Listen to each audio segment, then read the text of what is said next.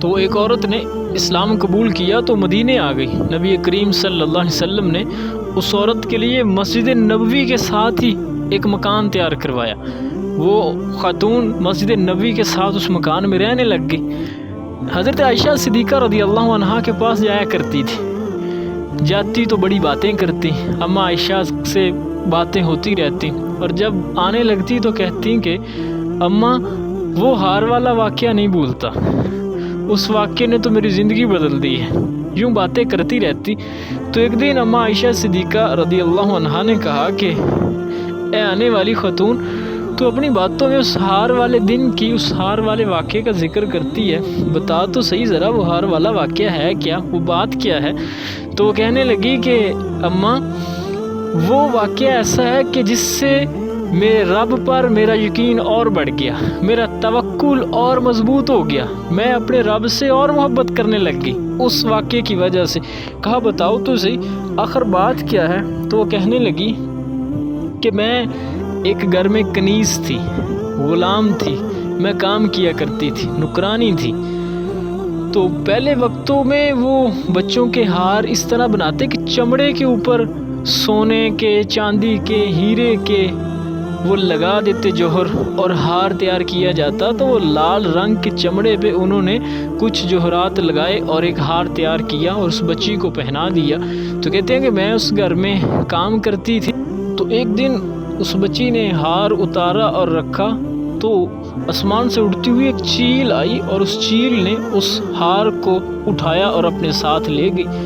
تو جب ہار تلاش کیا گیا تو نہ ملا، تو مجھ سے پوچھا تو میں نے کہا کہ وہ تو چیل لے گئی اٹھا کے، لیکن چوری ہو جائے گھر میں تو سب سے پہلا الزام تو ملازمین پہ آتا ہے جو گھر میں کام کرتے ہیں۔ تو کہتی ہے اماں انہوں نے مجھے بڑا مارا،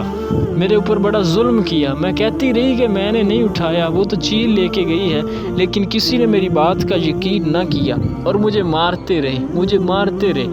بڑا مارا مجھ پہ بڑا ظلم کیا، یہاں تک کہ میری شرمگاہ تک کی بھی تلاشی لی گئی۔ اماں میں بتا نہیں سکتی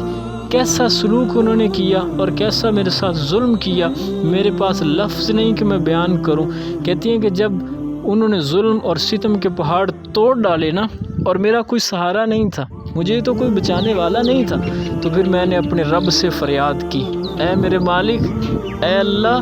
اب تو ہی ایک میرا سہارا ہے جو مجھے اس مشکل سے بچا سکتا ہے، تیرے سوا کوئی نہیں جو میری مدد کر سکے۔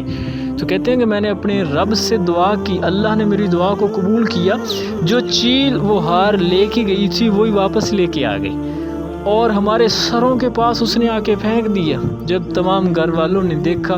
کہ یہ ہار تو چیل لے کر ہی گئی تھی، یہ سچ کہہ رہی تھی، تو پھر کہتے ہیں کہ انہوں نے مجھے چھوڑ دیا اور وہ بڑے شرمندہ بھی ہوئے۔ تو کہتی ہے اماں اس دن کے بعد میرا اپنے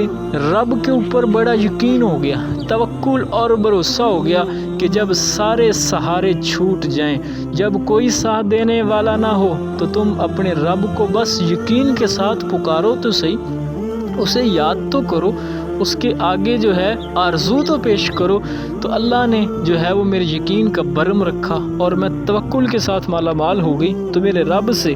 اس دن کے بعد میری محبت مزید بڑھ گئی۔ تو ساتھیوں اس بات کو سمجھنا ہوگا کہ اپنے رب پہ یقین کو مضبوط کر لیا جائے، اپنے رب پر بھروسہ اور توکل کیا جائے، اور جو اپنے رب پہ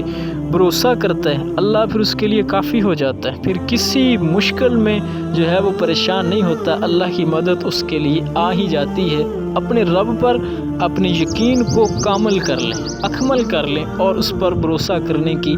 عادت بنائیے۔